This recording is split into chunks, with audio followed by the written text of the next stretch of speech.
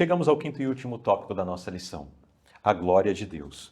Irmão Célio, o que levou os judeus a rejeitarem a Jesus e a buscarem falsos mestres? Então, aquele período não era um período retrô, não era um período que você poderia afirmar, que a gente poderia dizer assim, era um tempo que eles não tinham conhecimento, era um tempo que eles não sabiam o que queriam. Não, eles sabiam, eles tinham conhecimento, mas eles torciam a palavra, né? E naquele tempo havia homens inteligentes, homens capacitados, sábios, professores, né, doutores da lei, esses homens existiam.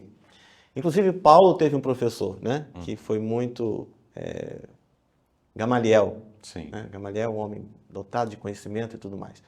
E naquele tempo, quando aqueles falsos mestres apareciam, eles conseguiam carregar uma quantidade de pessoas com eles. Agora, no nosso tempo, também tem muitos, né? Tem muitos se apresentando como salvadores. Como né? Salvador.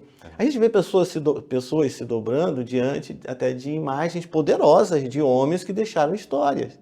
Aí no mundo religioso, né? Sim. Que é muito perigoso. Então, naquele tempo, quando surgiam aqueles homens conseguiam angariar multidões e multidões.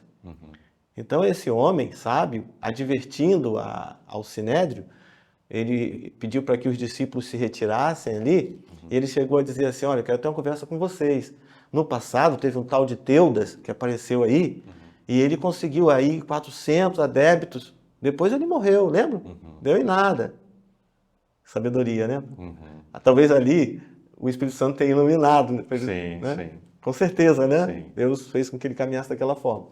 E depois ele citou também outro Judas, que levou muitos com ele. E depois acabou morto. Vocês viram? Aquilo acabou daquela forma.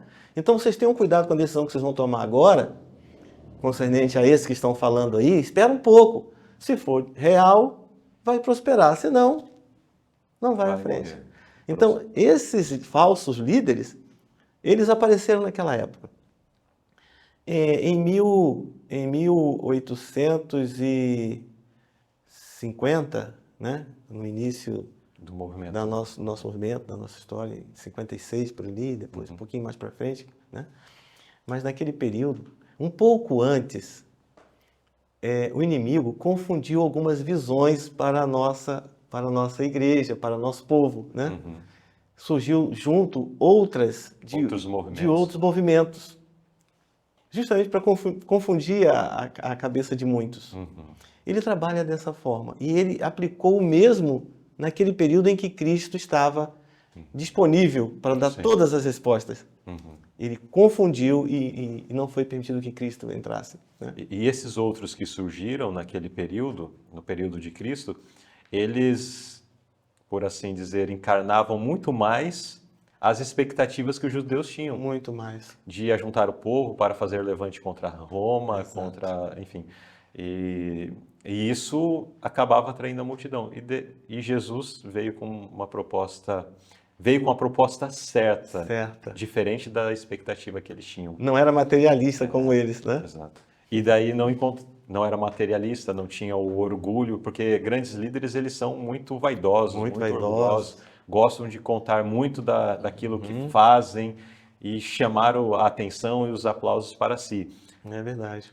E eles encontram eco no coração daqueles que têm o mesmo espírito. Agora, Jesus, simples, humilde, suas palavras não encontraram eco no coração Interessante, né? daquele povo. Justamente para quem eles deveriam olhar, eles fecharam os olhos, né? O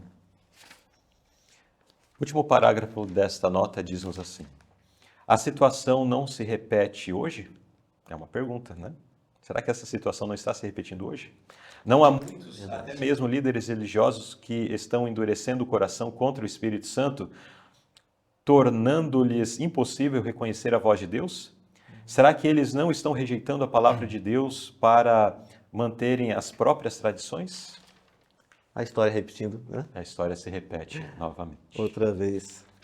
Então, a confusão do mundo atual nos deixa assustados e perplexos diante de tudo que a gente vê, né? Todo dia a gente vê um escândalo, uma coisa que nos leva assim.